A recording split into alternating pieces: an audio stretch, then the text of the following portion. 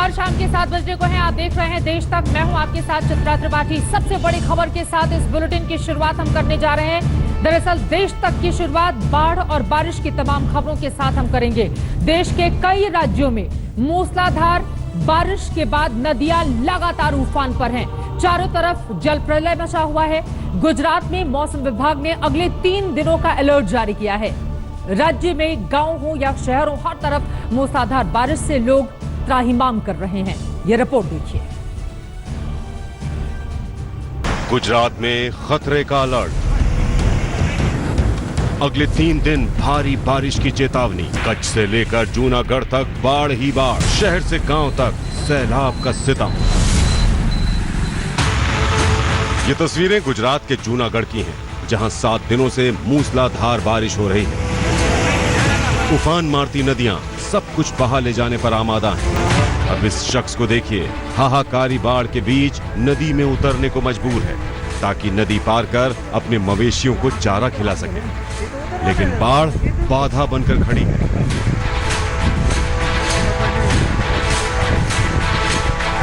लिहाजा पतली रस्सी के सहारे वो नदी में उतरता है। सबकी सांसें थम सी गई हैं। मन में सवाल है कि क्या वो नदी पार कर पाएगा। आखिरकार जीत संघर्ष की होती है और ये शख्स जान जोखिम में डालकर नदी पार कर लेता है।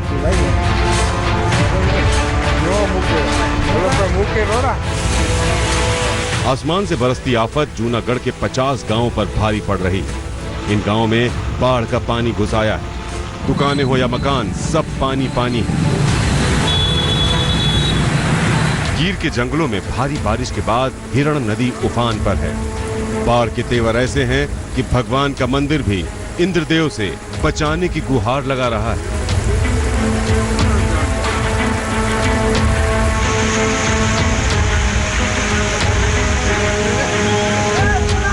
अब जूनागढ़ की इन तस्वीरों को देखिए। कैसे पादरी समाज के कुछ लड़के उफनती सरस्वती नदी में छलांग लगा रहे हैं। ये सभी इस बात से वाकिफ हैं कि नदी की तेज धार इनकी जिंदगियों के लिए खतरा पैदा कर सकती है। ताजुब तो इस बात का है कि स्टंट के दौरान वहां तमाशबीनों की भीड़ भी जमा है। लोग मोबाइल में वीडियो भी बना रहे हैं, लेकिन कोई इन्हें रोक नहीं रहा।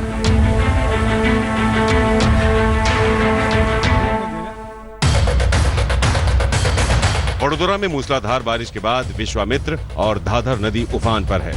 अपने दायरे को तोड़ती ये नदियां गांवों को मुसीबत में डाल रही हैं। आजवा सरोवर की ये तस्वीरें देखिए, जिसका डेंजर लेवल 214 फीट है, लेकिन इस वक्त पानी का लेवल 212 फीट तक पहुंच चुका है। मौसम विभाग ने जिस तरह से पूरे गुजरात में अगले 3 दिन के लिए भारी बारिश का अलर्ट जारी किया है, उससे तो सरोवर इस इलाके के लिए खतरा बन सकता है।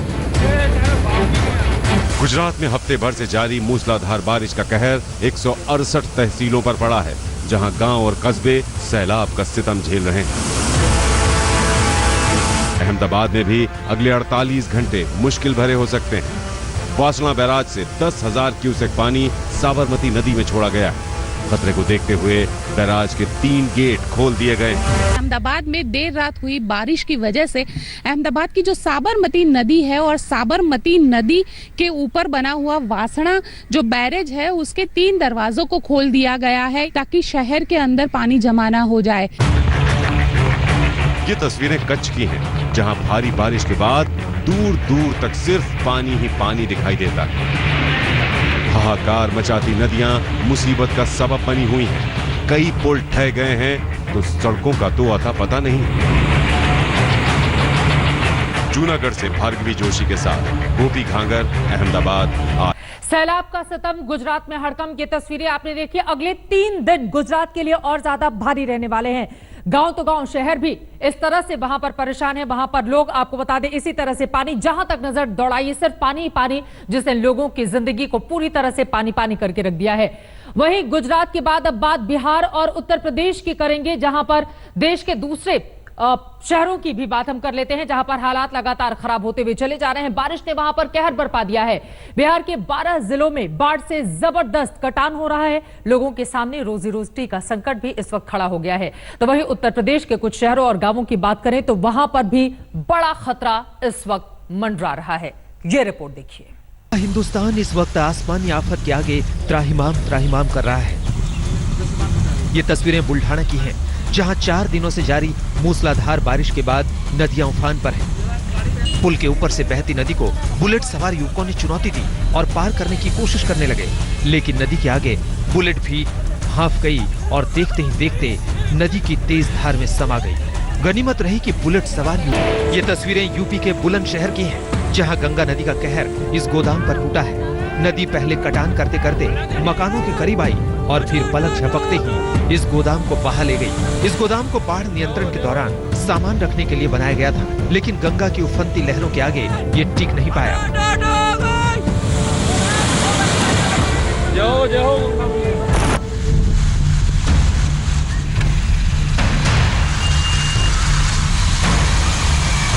बिहार में करीब महीने भर से बाढ़ का कहर 12 जिलों के लाखों लोग झेल रहे हैं। ये तस्वीरें दरभंगा के कुशेश्वर नाथ की हैं, जहां भोले बाबा का मशहूर मंदिर बाढ़ की चपेट में है। गर्भगृह तक पानी भर गया है, लेकिन भक्त अब भी मंदिर में पूजा पाठ के लिए खतरा मोल लेकर पहुंच रहे हैं। प्रशासन ने मंदिर से पानी निकालने के लिए पंप लगाए हैं। गोपालगंज में नेशनल हाईवे 77 पर पानी भर गया है। बैकुंठपुर में तटबंध टूटने की वजह से कई मुख्य सड़कें तबाह हो चुकी हैं। अब तो बाढ़ के पानी के खतरे में सांप और अन्य कीड़ों का खौफ भी बढ़ गया है।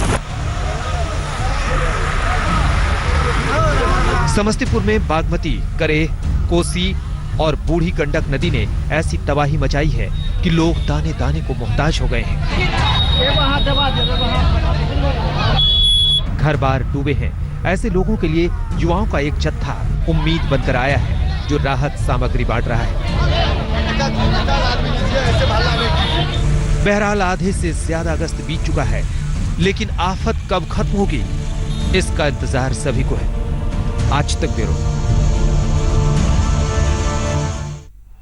बिहार और उत्तर प्रदेश में हालात ये हैं, शायद ही ऐसे कोई नदी बची हो जहां पर उफान इस वक्त और तांडव नदियों का जलस्तर का नहीं देखने को मिल रहा हो। कुल मिलाकर स्थिति बेहद विकट है। अब सवाल यह है कि लोगों को राहत कब और कैसे मिलेगी, क्योंकि कुदरत का कहर और प्रकोप लगातार जारी है।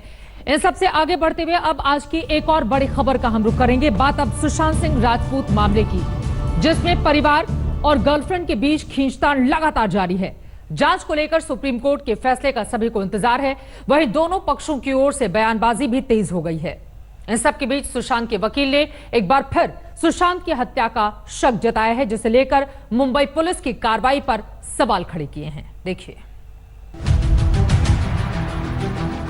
सुशांत की मौत की मिस्ट्री लगातार उलझती जा रही है। रोजाना नए आरोप मामले को नया ट्विस्ट दे रहे हैं। आखिर सुशांत के बांद्रा वाले फ्लैट में 14 जून को क्या हुआ था? सुशांत ने आत्महत्या की, क्या उनकी हत्या हुई? सुशांत के परिवार के निशाने पर मुंबई पुलिस है।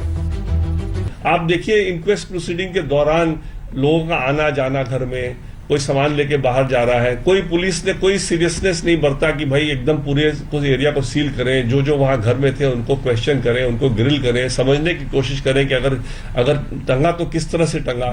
जो पिठानी परिवार के साथ था एफआईआर लॉन्च होने तक और परिवार को मदद कर रहा था, और बाद में पलट गया, उसने रिया को एक ईमेल भेजा उसको सपोर्ट करने के लिए। तो कहीं ना कहीं बहुत ही बड़ा सवालिया निशान उठ रहा है कि ये सुसाइड है ही नहीं। सुशांत के वकील ने रिया पर भी सहानुभूति हासिल करने का आरोप लगाया। वहीं पूरे केस में उनकी भूमिका को संदिग्ध बताया। इस बीच आज तक की सहयोगी मैगजीन इंडिया टुडे ने रिया के वकील सतीश शिंदे से बात की, जो सारे आरोपों को बेबुनियाद बता रहे हैं।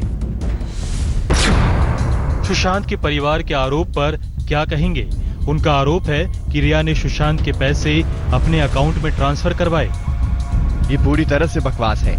27 जुलाई 2020 तक सुशांत के परिवार से किसी शख्स ने मुंबई पुलिस या किसी दूसरी अथॉरिटी के सामने आरोप नहीं लगाए। रिया ने आत्महत्या, पैसे की हेराफेरी और दूसरे दुरुपयोग जैसे आरोपों से इनकार किया है। मुंबई पुलिस और प्रवर्तन निदेशालय को रिया के वित्तीय दस्तावेज सौंप दिए गए हैं। रिया को सुशांत के खाते से कुछ भी नहीं मिला है। उसके सभी इनकम टैक्स रिटर्न को पुलिस और प्रवर्तन निदेशालय ने जांच किया है। किसी ने रिया के खिलाफ कुछ भी गलत नहीं पाया। सुप्रीम कोर्ट का जजमेंट आने के ऐन पहले दोनों ओर से बयानबाजी तेज हो गई है। सबसे पहले रिया चक्रवर्ती के वकील ने एक बयान जारी किया, जिसमें उन तमाम चीज़ों को खारिज किया गया और ये कहा गया कि रिया इस मामले में निर्दोष है और जो दोष है वो सुशांत राजपूत और उनके परिवार वालों का है। रिया के वकील ने यह भी साफ किया कि उन्हें सीबीआई जांच से कोई आपत्ति नहीं है, बस वो पटना पुलिस से केस की जांच नहीं कराना चाहते। वहीं सुशांत के चचेरे भाई नीरज सिंह ने एक बार फिर सुशांत की हत्या का शक जताया है। जिस तरह से हत्याएं हो रही है और उसे आत्महत्या करार दिया जा रहा है, तो मुझे लगता है कि जब हत्या किया जा सकता है तो उसके विटनेस का हत्या क्यों नहीं किया जा सकता है। ये कहीं से इम्पॉसिबल नहीं है, ये पॉसिबल है। मुंबई में जो कुछ हो रहा है, जो हत्याएं माने हत्या हो जाती है, बॉडी को नग्न फेंक दिया जाता है और उसको आत्महत्या करार दिया जाता है, तो ये तो डेंजरस बात है। इस बीच महाराष्ट्र सरकार की ओर से एक बार फिर मुंबई पुलिस का बचाव किया गया। मेरे सुशांत केस को मुंबई पुलिस ने बहुत ही अच्छे तरीके से जो है उसको तफ्तीश की हुई है, लेकिन उसके बावजूद भी अगर केंद्र को लगता है कि इसमें और इन्वेस्टिगेशन होना है तो वो ले सकते हैं। और इसमें कई लोग तो इसलिए कूदते हैं ताकि मीडिया में उनका नाम आए। 15 करोड़ के मामले को लेकर ईडी की पूछताछ का दौर जारी है। आज ईडी ने सुशांत सिंह राजपूत के पिता के सिंह का बयान दर्ज किया, जिसमें पिता ने एक बार फिर साफ किया कि सुशांत के अकाउंट से पैसे निकाले गए, जिसे लेकर ईडी ने सबूत मांगे हैं। वहीं ईडी को रिया के फोन की फॉरेंसिक रिपोर्ट का इंतजार है, जिसके बाद रिया को एक बार फिर ईडी पूछताछ के लिए बुला सकती है। सूत्रों की माने तो ईडी रिया के जवाबों से संतुष्ट नहीं है। रिया की कमाई और खर्चों के बीच तालमेल नहीं बैठ रहा। वहीं सुशांत के सीए संदीप श्रीधर से भी ईडी एक बार फिर पूछताछ कर सकती है। इस बीच सुशांत के बिजनेस मैनेजर जयंती शाह ने पूछताछ में ईडी को बताया कि सुशांत को पैसे की कोई दिक्कत नहीं थी। पिछले साल उसने करीब 30 से 35 करोड़ की कमाई की थी। बहरहाल मामला परिवार, गर्लफ्रेंड और पैसे के इर्द गिर्द घूम रहा है और सुशांत की मौत की मिस्ट्री और गहराती जा रही है। पटना से रोहित कुमार सिंह, दिल्ली से संजय शर्मा के साथ मुंबई से पिया हिंगुरानी, साहिल जोशी और दिव्यांश शर्मा, आज तक।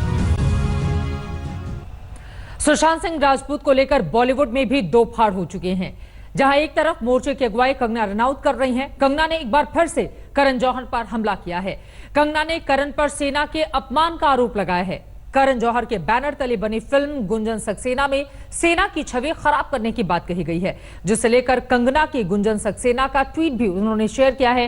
वहीं सरकार से कंगना के करण जौहर से पद्मश्री वापस लेने की भी मांग कर दी है। इन सब के बीच सुशांत की मौत को लेकर नसीरुद्दीन शाह और कंगना भी अब आमने सामने हैं। राजपूत की मौत ने बॉलीवुड के दो फाड़ कर दिए हैं। कल तक लोगों के चहेते स्टार पर अब फिल्म माफिया के आरोप लग रहे हैं। नेपोटिज्म और आउटसाइडर का खेल तेज हो गया है। आज तक से बातचीत में नसीरुद्दीन शाह ने फिल्म माफिया जैसे शब्दों को कुछ लोगों के दिमाग की कल्पना बता दिया। Keep these complaints to yourself. No one is interested. And no one is interested in the opinions of some half-educated starlet who decides to take it upon herself to get justice for Sushant.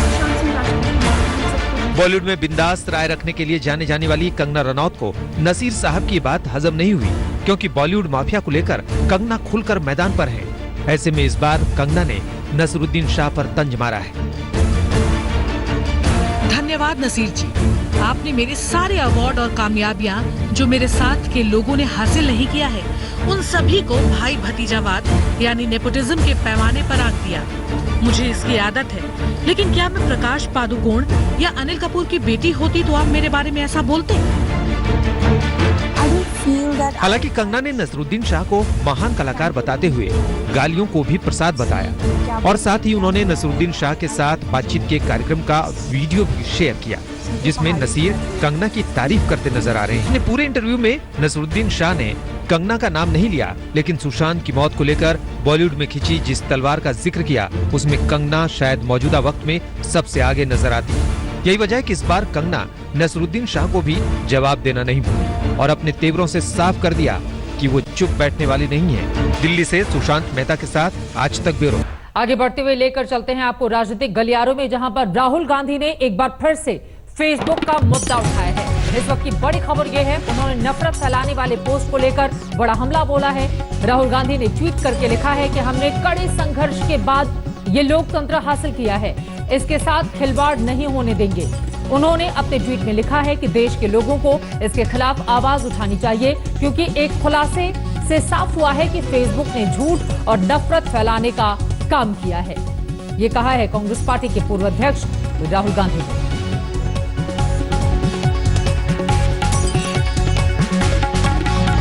वहीं supreme court ने PM cares fund को हरी झंडी दे दी है। देश की सर्वोच्च अदालत ने कहा है कि एनडीआरएफ में फंड ट्रांसफर करने की जरूरत नहीं है। अदालत में मिली जीत के बाद बीजेपी ने कांग्रेस को खूब खरी-खोटी सुनाई और राजीव गांधी फाउंडेशन पर भी सवाल उठा दिए। मोदी सरकार के लिए सुप्रीम कोर्ट से राहत की खबर आई जब पीएम केयर्स फंड को देश की सबसे बड़ी अदालत ने हरी झंडी दिखा दी।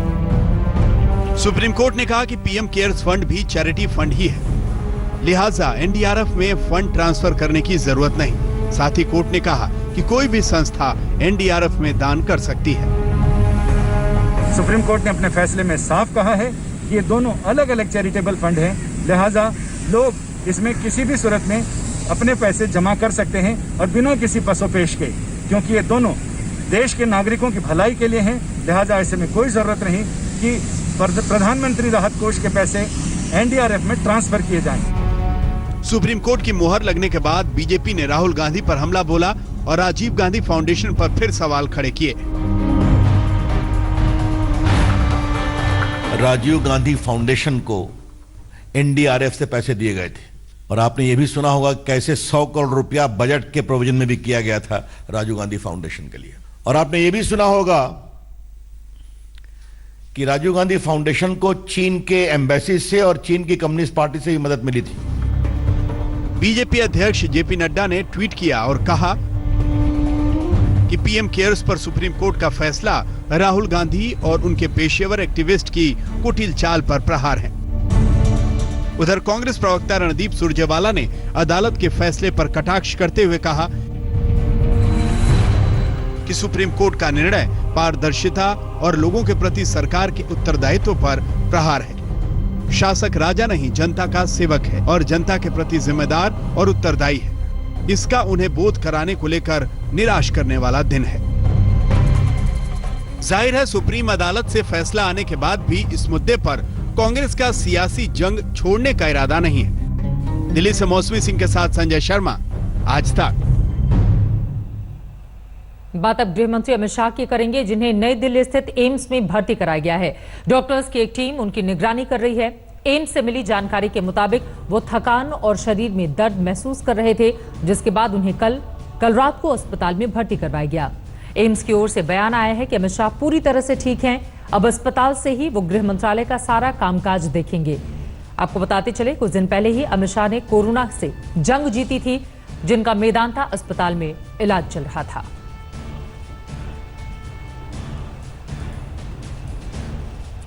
अब लेकर चलते हैं आपको मध्य प्रदेश, जहां सरकार अब शासकीय नौकरियों में राज्य के बाहर के लोगों की भर्ती पर रोक लगाने की तैयारी कर रही है। इस बात का ऐलान सीएम शिवराज सिंह चौहान ने किया है।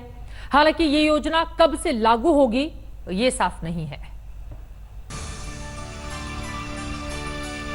अब मध्य प्रदेश में सिर्फ मध्य प्रदेश के लोगों को शासकीय नौकरी मिलेगी। चौथी बार सीएम बनने के बाद शिवराज सिंह चौहान ने यह बड़ा ऐलान किया है, जिसके लिए जरूरी कानून पर राज्य सरकार काम कर रही है। मध्य प्रदेश की शासकीय नौकरियां अब केवल मध्य प्रदेश के बच्चों को दी जाएगी। इसके लिए हम आवश्यक कानूनी प्रावधान कर रहे हैं। अब तक मध्य प्रदेश सरकार की भर्ती के लिए पूरे देश से आवेदन मांगे जाते थे। इसमें कोई बंदिश नहीं थी। नौकरियों के लिए देश भर से कोई भी आवेदन कर सकता था। एमपीपीएससी में भी मध्य प्रदेश के मूल निवासी और बाहरियों को बराबर अधिकार हैं। हालांकि नई व्यवस्था कब से लागू होगी इसका ऐलान नहीं किया गया। मुख्यमंत्री ने कहा कि अभी इसके लिए प्रावधान बनाया जाएगा।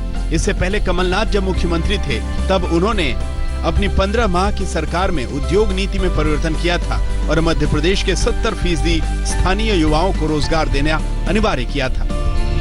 ऐसे में शिवराज के ऐलान पर कांग्रेस ने सवाल तो नहीं खड़े किए, लेकिन हवाई वादों के लिए शिवराज को घेरना नहीं भूली। शिवराज सिंह जी को घोषणावीर के नाम से भी जाना जाता है। शिवराज सिंह जी, आपने कितनी घोषणाएं की, कितने डिसीजन लिए और कितने इम्प्लीमेंट हुए और अंतोगत्वा कितने पे रिजल्ट पॉजिटिव उस ओर निकला, इसका जो रिजल्ट है वो 0 है। वहीं मध्य प्रदेश की प्रशासनिक सेवा में सालों तक काम कर रिटायर हुए वरिष्ठ अफसरों ने भी स्वीकार किया है कि ये अच्छा कदम है, जिसे बहुत पहले लागू कर दिया जाना चाहिए था। योग्य उपयुक्त उम्मीदवार हैं किन्हीं पदों के लिए, तो हम फिर अपने स्टेट के बाहर के लोगों को क्यों मौका दें? पहले अपने स्टेट के लोगों को मौका दें। मध्य प्रदेश के स्थानीय युवा संगठन लंबे समय से इस बात की मांग को रख रहे थे कि मध्य प्रदेश में शासकीय नौकरियों में मध्य प्रदेश के मूल निवासियों को आरक्षण मिलना चाहिए। इसीलिए इस फैसले को शिवराज के सबसे बड़े फैसलों में एक माना जा रहा है। इसे मुख्यमंत्री शिवराज सिंह चौहान का मास्टर स्ट्रोक माना जा रहा है, क्योंकि अक्सर सरकार के विरोध में रहने वाली विपक्षी कांग्रेस भी चुनाव से ठीक पहले इस फैसले का विरोध कर युवाओं की नाराजगी मोल नहीं लेना चाहेगी। रवीश पाल सिंह, भोपाल, आज तक। और अब आगे बढ़ते हुए एक बार देश में कोरोना का आंकड़ा आपको दिखाते हैं। आप इसे देखकर ही अनुमान लगा पाएंगे कि जल्द से जल्द वैक्सीन की इस देश को कितनी ज्यादा जरूरत है। सबसे पहले बीते 24 घंटों का आंकड़ा क्या कहता है, वो आंकड़े आपके सामने है। 55,000 से ज्यादा अब तक कोरोना के कुल केस सिर्फ बीते 24 घंटों में ही सामने आए हैं। हालांकि 57,000 यानी कि कोरोना के कुल केस जितने आए हैं उनमें ठीक होने वालों की तादाद उनसे कहीं ज्यादा बड़ी है जो पहले कोरोना से संक्रमित हुए थे, जैसा कि 57,584 आप देख रहे हैं। वहीं भारत में अब तक का कुल आंकड़ा आपको बता दें 51,797 लोगों की जान अब तक इस कोरोना वायरस की वजह से जा चुकी है। 19,77,000 से ज्यादा लोग ठीक हो चुके हैं, जबकि अब तक का कुल आंकड़ा 27,02,000 से ज्यादा है। वहीं राज्यों के हिसाब से महाराष्ट्र में 6 लाख का आंकड़ा क्रॉस कर चुका है संक्रमित लोगों का। 4,28,000 से ज्यादा ठीक हुए हैं। 20,265 लोगों की अकेले महाराष्ट्र में जान गई है। तमिलनाडु में 6,000 से ज्यादा लोगों की मौत हुई है। ठीक होने वालों की तादाद 2,89,787 है, जबकि संक्रमितों की कुल तादाद 3,49,654 है। ये तमिलनाडु का आंकड़ा आपके सामने है। राजधानी दिल्ली 4,214 लोगों की मौत हुई है। 1,38,000 से ज्यादा ठीक हुए हैं, जबकि 1.5 लाख से ज्यादा 1,53,367 संक्रमित हुए हैं। ये राजधानी दिल्ली का अब तक का कुल आंकड़ा है। ये आंकड़े अपने आप में बताते हैं कि कोरोना वैक्सीन की कितनी ज्यादा जरूरत है। अलग अलग ट्रायल भी चल रहे हैं। उम्मीद यही कि जल्द से जल्द वो अच्छे दिन देखने को मिले जब कोरोना वैक्सीन सक्सेसफुल हो जाए। इसी के साथ देश तक में आज के लिए बस इतना ही। एक ब्रेक के लिए हम रुकेंगे, लेकिन आगे जरूर देखिएगा तेजस तैनात आतंक को मात आज तक पर। नमस्कार, मैं हूं अंजना ओम कश्यप। हमें उम्मीद है ये वीडियो आपको पसंद आया होगा। लेटेस्ट खबरों के लिए यूं ही देखते रहिए आज तक, और इस वीडियो के पसंद आने पर लाइक, शेयर एंड सब्सक्राइब करना ना भूलें।